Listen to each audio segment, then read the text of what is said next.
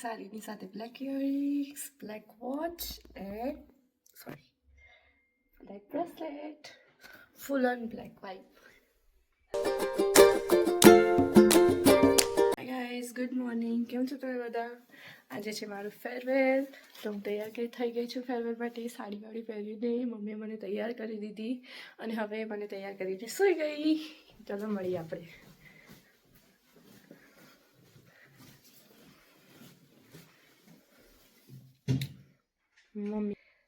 Mummy મને તૈયાર કરીને સૂઈ ગઈ અને જઈશ ફેરવેલમાં.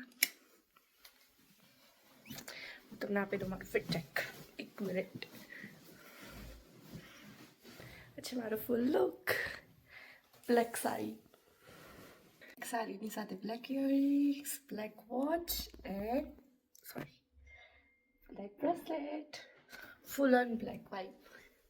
હું નીકળી ગઈ છું જવા માટે અને પપ્પા મને મૂકવા આવે છે. પહોંચી ગઈ. અહીંયા બધા આવી ગયા છે. પહોંચી ગઈ. પપ્પા ગયા છે ગાડી સાઈડમાં મૂકવા માટે. પછી અહીંયા બધા આવી જશે. હવે અંદર જઈશું. પછી ચલો હવે મુદિયા એમને મૂકીને નીકળ્યો છું મારા કામે. મુદિયાને એમનો આનંદ માણશે અને પછી કોલ કરશે. બાય.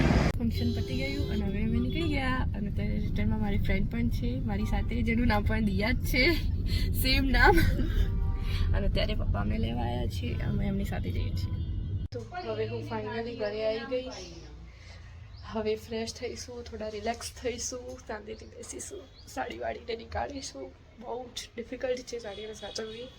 અમે 10thમાં જ્યારે ફેરવેલ હતું ત્યારે પણ સાડી પહેરી હતી અને 12thમાં પણ સાડી પહેરી. સાડી પહેરવાની મજા આવે. ઘણીને છોકરીઓ હોય જેને સાડી પહેરી નહીં ગમતી, બટ મને સાડી પહેરવી બહુ જ ગમે. એન્ડ આ સાડી મેં જ પહેરી ફર્સ્ટ ટાઈમ. એટલે મમ્મી નવી જ લાવી છે એટલે મેં પહેરી. હજી સુધી મમ્મીએ સાડી પહેરી નથી આવી રહી. Thank God. આ સાડીને કંઈક થયું નહીં. જો કંઈક થયું હોત તો મમ્મી મારી ઉપર કાઢતા. બટ મેં સાડીને સાચવી લીધી. મારા ઘરનું લુક ચેન્જ થઈ ગયું. જે હોલ છે એનો લુક ચેન્જ થઈ ગયો. ચેન્જ થઈ ગયો મતલબ સોફા જતા રહ્યા.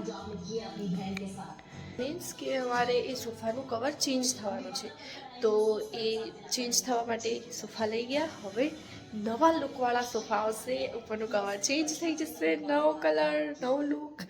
હોલનું આખું જ લુક બદલાઈ જશે. બટ એ આવતા હજી વાર લાગશે, કારણ કે હજી તો આજે જ લઈ ગયા છે.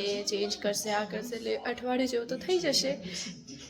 તો એ કહેવા આવે છે આ સારા જે હતા એ સારા લાગે છે કે ન્યૂ લુક વધારે સારું લાગે છે.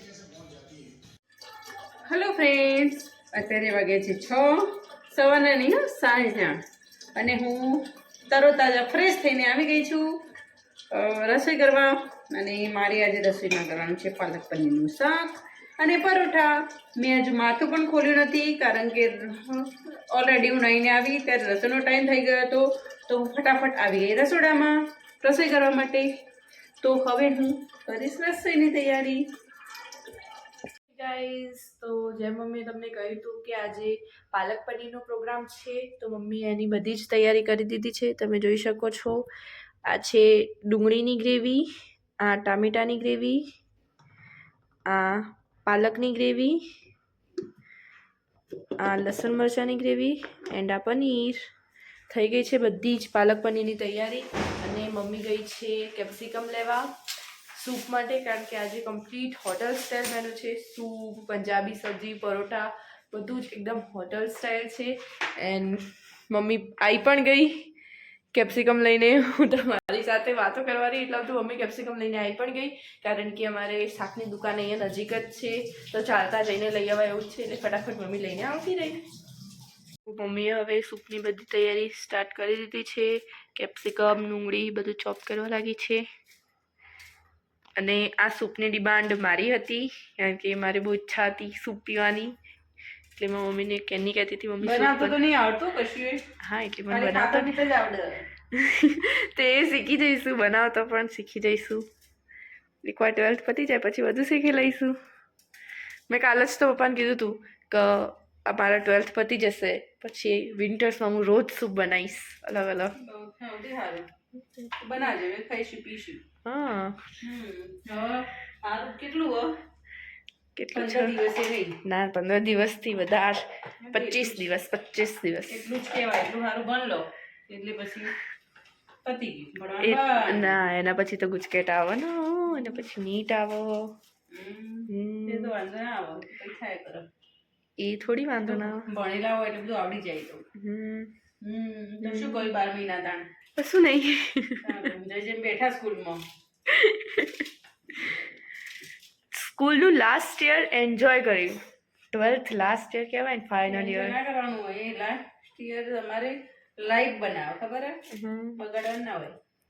એટલે લાઈફ બનાવો પણ સાથે એન્જોય પણ તો કરો ને. ભણ્યા પણ, એન્જોય પણ કર્યું, બધું કર્યું.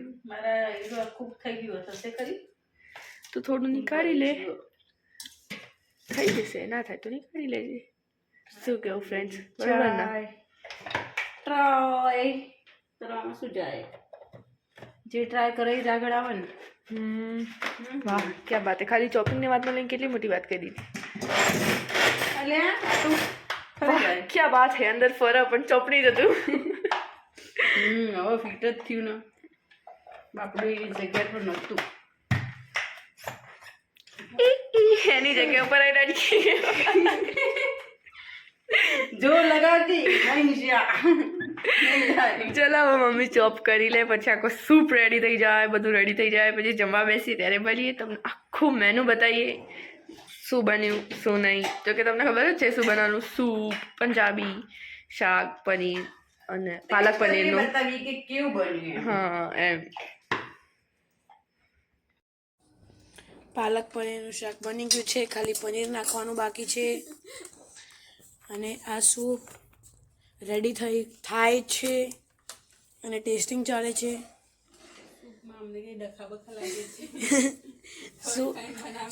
સૂપમાં થોડા ડખા પડ્યા છે, એ ડખા સીધા કરવા પડશે. દિયા તો આખો દિવસ હસ જ કરે છે.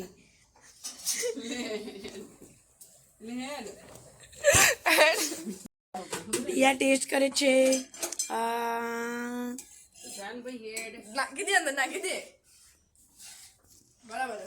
તો ગાઈસ હવે હું અંદર આવું પનીર લેવા, જેનાથી પાલકનું શાક, પાલક પનીરનું શાક બની જશે. એ નાખી દો મમ્મી.